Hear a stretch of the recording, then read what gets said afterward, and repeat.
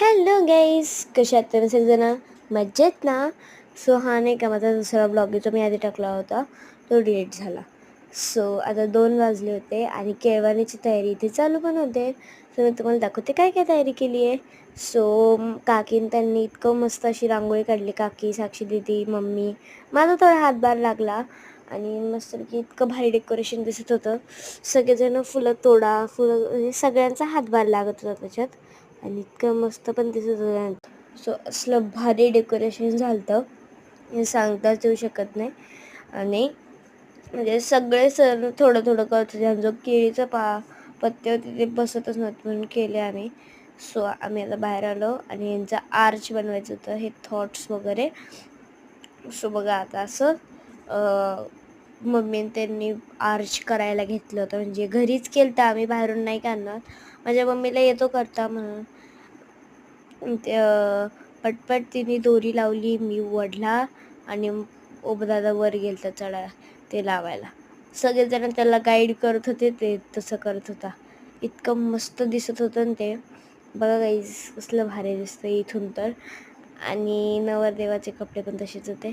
So द्राक्ष खाल्ली आणि नाही का मला का आणि पहिल्याच आंबट निघालं.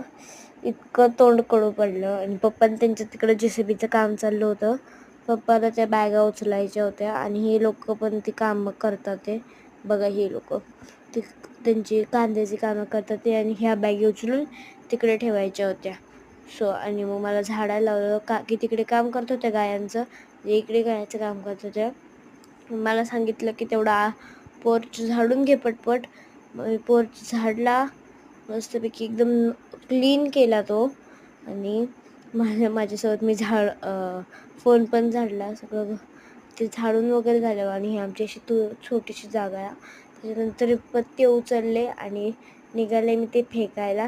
तेवढ्यात माझ्या आजीला ते घेतलं आणि ती आली. तिला सगळ्यांना खुर्च्यावर दिसल्या. परत इथे घाण झाली ती. ह्या फुग्यात आम्ही फ्लावर्स भरले. सो आम्ही ते नवरदेवाचे. सो बघा आता रांगोळी काढायचा टाईम आला आहे. मस्तपैकी ह्या रांगोळी काढल्या, मी बसलं आणि इतकं भारी असं झालं. आणि नंतर तिने आम्हाला चहा वगैरे दिला. मग आम्ही रेडी व्हायला गेलो. तर आम्ही सगळ्यांनी एक काढला आणि मी मॉइश्चरायझर वगैरे लावला आधी. त्याच्यानंतर मम्मीकडून हेअरस्टाईल करून घेतली, कारण की मम्मीच चांगली करू शकते. नंतर लिपस्टिक वगैरे लावून हा माझा फायनल लुक होता. बघा कसं वाटतंय कमेंटमध्ये सांगा. सो बघा आता मी हे जे ब्रेसलेट आहे ते साक्षीचं माझं नाही आहे. नवरदेव तुम्हाला दाखवलाच आणि हे डेकोरेशन होतं. तर कसं वाटलं कमेंटमध्ये सांगा. यासाठी एवढं